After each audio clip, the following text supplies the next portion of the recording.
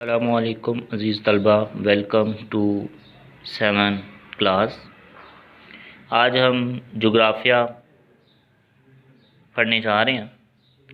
अब जोग्राफ़िया में हम पढ़ेंगे lesson number 1, physical state of earth, यानी ज़मीन की तबाही हालत।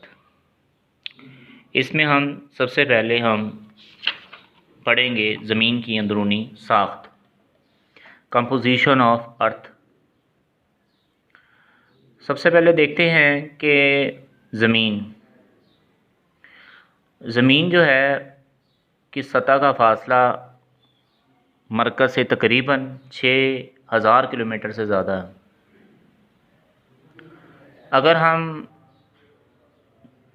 ज़मीन की कंपोजिशन का पता चलाना चाहें तो हम इसके ज़लज़लों की लहरों, ज़मीन की मकनातीसी क़ुव्वत और कशिश शकल से पता चला सकते हैं। अब इसके बाद हम इसके हिस्सों के बारे में पढ़ेंगे।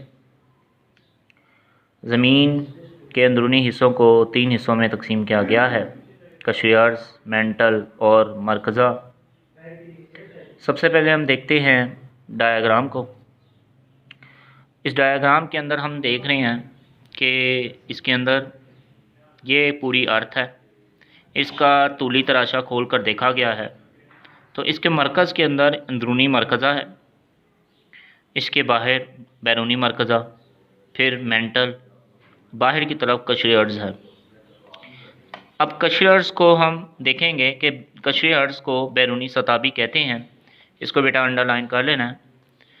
अब इसकी तारीफ़ यहाँ से स्टार्ट होती है कि ज़मीन के सबसे ऊपर और कम मोटाई वाले कुर्रे को हम कशरी अर्ज़ कहते हैं।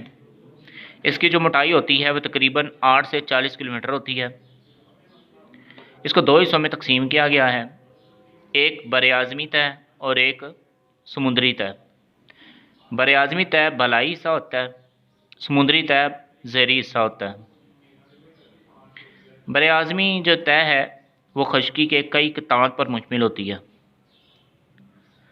और ये सिलिकॉन और एल्युमिनियम से मिलकर बनी होती है, इसलिए इसको सियाल का नाम देते हैं।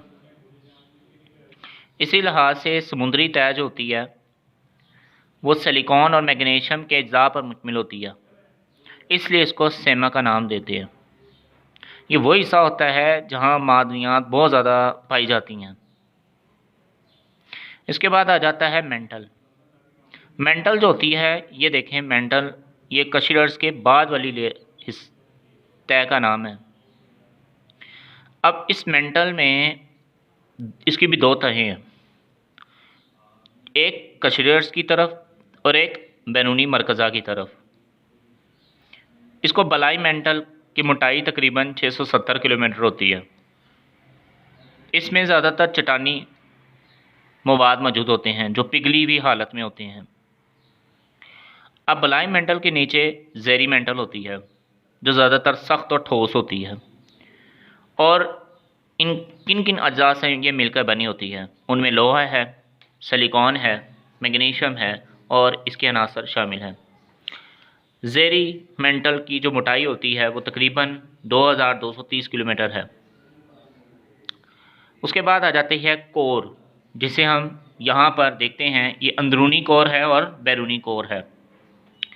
अब हम देखते हैं कि मरकज़ा कुर्रा मेंटल के नीचे की तरफ होती है और इसके 2 हिस्से होते हैं, एक आउटर कोर है और एक इनर कोर है। यानी आउटर कोर जो कि मेंटल से मिलता है, इनर कोर जो कि आउटर कोर से मिलता है।